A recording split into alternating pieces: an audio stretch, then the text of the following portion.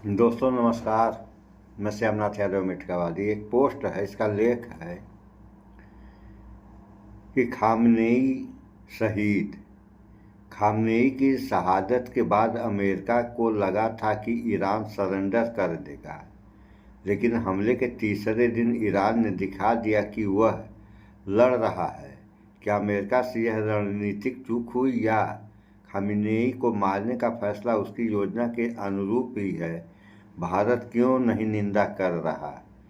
अब देखिए, इसका आखिरी लेख ये है कि भारत क्यों नहीं निंदा कर रहा है। भारत निंदा कैसे करेगा? ये तो जो है क्या कहते हैं, दुबई का समर्थन कर रहा है। तो जो देश दुबई का समर्थन करेगा, दुबई के समर्थन का मतलब अमेरिका का समर्थन और इजराइल का समर्थन। तो जो देश इजराइल का समर्थन करेगा वह जो निंदा कैसे कर सकता है? इस पे भी तो सोचना चाहिए लोगों को। वैसे पोस्ट देखें आप लोग, ये पोस्ट है, देख लीजिए। खामनेई शहीद, ऊपर ये लेख है, देख लिया आप लोगों ने। अब इस पे हम आप लोगों को समाचार भी दिखा रहे हैं कि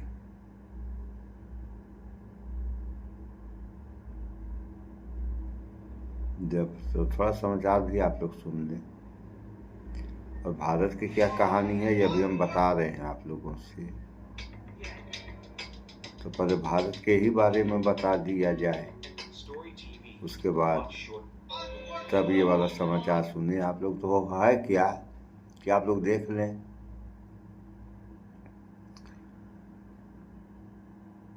कि भारत यानी प्रधानमंत्री नरेंद्र मोदी इजराइल गए, जबकि भारत का परम मित्र ईरान है। और ईरान ये नहीं जा रहे हैं, गए कहाँ? इजराइल।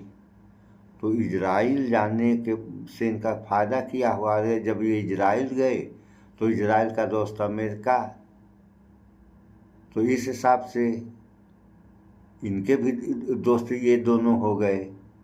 और बाकी जो मुस्लिम कंट्रियां हैं उनमें जो अमेरिका ने एयरबेस बना रखा है, इसी के कारण वह जो है ईरान मुस्लिम जो है, जो मुस्लिम देश हैं उन सबों पे हमला कर रहा है। तो ये खड़बड़ा गए हैं कि हमारे ऊपर क्यों हमला हो रहा है। तो ईरान ने साफ शब्दों में बता दिया कि जो भी अमेरिका का साथ देगा वह मेरा दुश्मन है, मैं उसके ऊपर हमला करूँगा। सो इसी कारण वह जो है ईरान मुस्लिम देशों पे, और वो देशों पे क्या आक्रमण कर रहा है, तो जो एयरबेस हैं अमेरिका के, उन एयरबेसों पे ये जो है गिरा रहा है ईरान मिसाइल। अब भारत के बारे में आप आइए, कहने को तो विश्वगुरु बनने जा रहा है 2047 तक। तो उधर रूस और चीन, अब रूस चीन की कहानी सुनिए आप लोग। तो इधर की कहानी आप लोगों ने सुन ही लिया, भारत, इजराइल और अमेरिका की। अब जो है रूस चीन के बारे में जान ले आप लोग। जबकि ये इस बात को जो है संसद में किसी ने कहा था, और किसी सांसद ने कहा था कि भारत का दुश्मन चीन है। उस समय रक्षा मंत्री मुलायम सिंह यादव जी थे। तो मुलायम सिंह ने कहा था कि भारत का नंबर 1 दुश्मन पाकिस्तान नहीं, चीन है। तो वही चीन अब तक पड़ा है। और कहने को चीन कुछ भी कहे, लेकिन कभी भारत का दोस्त नहीं बन सकता सिवाय दुश्मनी के। अब पाकिस्तान की कहानी क्या कहना, पाकिस्तान की कहानी तो आप सारे लोग जानते हैं। अब रूस पे आइए, तो रूस भारत का परम मित्र कभी था। और आज की स्थिति क्या है? आज की स्थिति ये है कि रूस और पाकिस्तान, इनका जो है संबंध बन गया, ये दोनों दोस्त हो गए। तो रूस और पाकिस्तान से जब दोस्ती कर रहा है तो भारत किस स्थान पे खड़ा होगा इसको कहने की ज़रूरत नहीं है, आप लोग खुद ही समझ सकते हैं। और समझेंगे तभी जो है कुछ होगा, अन्यथा क्या होगा? आप सारे लोग जानते हैं। तो हम जहाँ तक देख रहे हैं या मान रहे हैं, तो हमारा मानना ये है कि ये जो मतलब विश्वगुरु तो बनने वाला है, डिजिटल इंडिया बन ही गया है। और कितना डिजिटल हुआ है आप सारे लोग देख ही रहे हैं कि चीन का कुत्ता और गलगोटिया यूनिवर्सिटी का रही कि हमने बनाया है, और यही सब विकास है इस देश का। तो है क्या कि इधर रूस से भी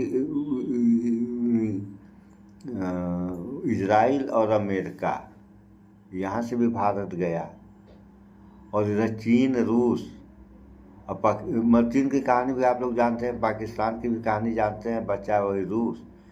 और जब रूस से और पाकिस्तान की दोस्ती हो गई तो फिर भारत यहाँ से भी गया।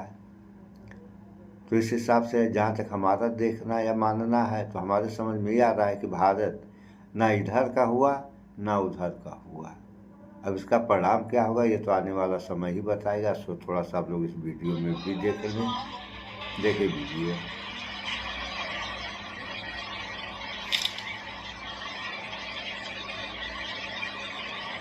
ईरान ने अयातुल्ला अली खामेनेई की शहादत का बदला लेना शुरू कर दिया है, और जिस तरीके की अफरा तफरी, जिस तरीके का माहौल नजर आ रहा है इजराइल के अंदर, आज की रात बहुत भारी पड़ने वाली है।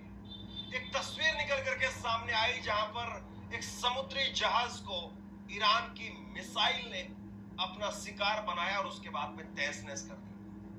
दरअसल देखिए धुआं उठ रहा है। उसके अंदर कल रात ही ईरान की तरफ से कह दिया गया था कि हम स्ट्रेट ऑफ हुर्मुज को बंद कर रहे हैं, लेकिन ऐसा लगा कि जब ईरान के अंदर अयातुल्ला अली खामेनेई की शहादत हो गई है तो इसके बाद में अब कुछ भी किया जा सकता है, और ईरान ने घुटने टेक दी है।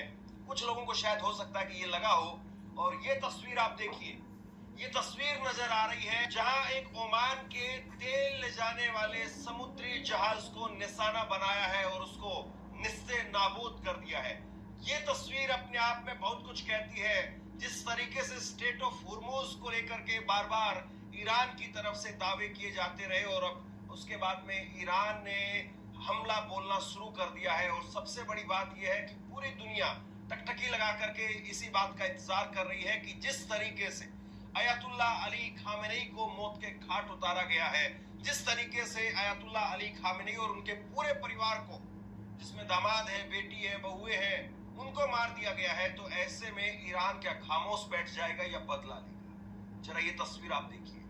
ये तस्वीर है इजराइल की, और इजराइल के अंदर इस तस्वीर के जरिए आप महसूस कर लीजिए कि इस वक्त का टेम्परेचर क्या है, इस वक्त में इजराइल के अंदर माहौल क्या है। इजराइल के अंदर इस वक्त में लाशें बिछी हुई हैं, लाशें। और ये तस्वीर अपने आप में बहुत कुछ कहती है, किस तरीके से वहां पर इस वक्त का माहौल है और कैसे वहां पर लाशें बिछी हुई नजर आ रही है।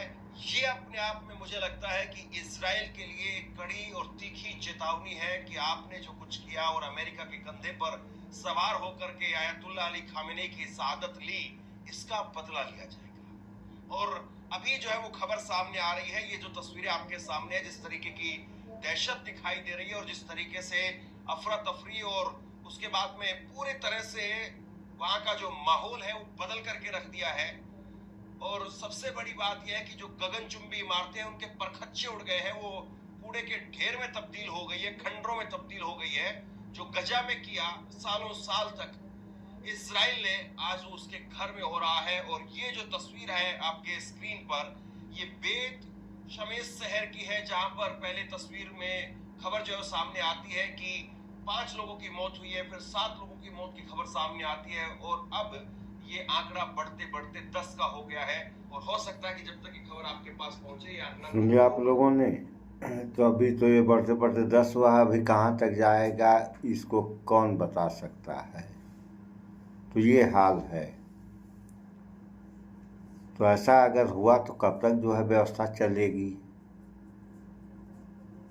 और आप लोग देख ही रहे हैं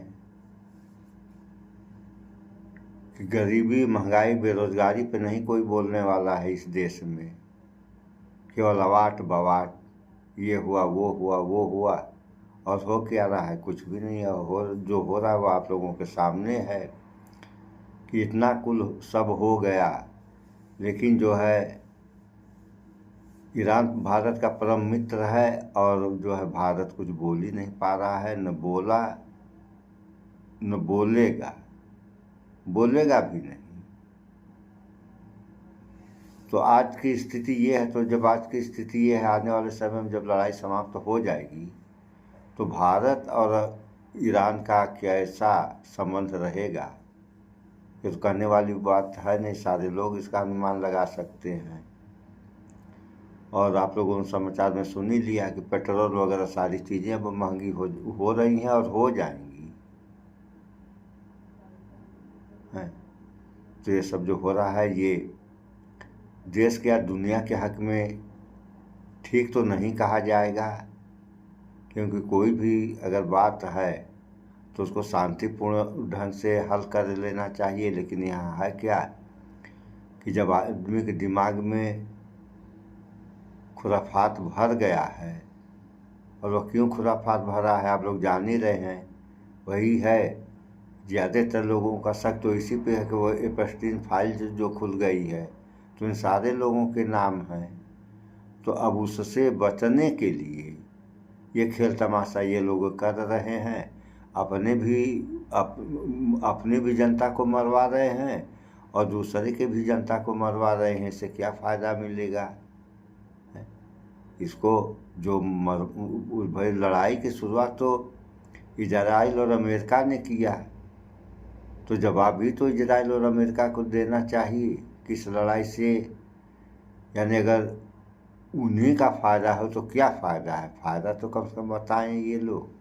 अगर फ़ायदा नहीं है तो सरेंडर बोल जाएं। सरेंडर बोलने में ही भलाई है इन लोगों की और सारे लोगों की। तो इन सब बातों पर विचार करें आप लोग। लड़ाई किसी समस्या का समाधान नहीं।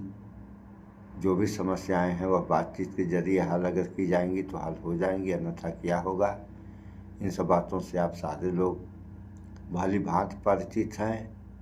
सो इस वीडियो में इतना ही। भाईचारा बना कर रहें, स्वच्छता अपनाएं, शुद्ध खाएं, स्वस्थ रहें, शिक्षित बने। जय विज्ञान, जय संविधान। नमस्कार।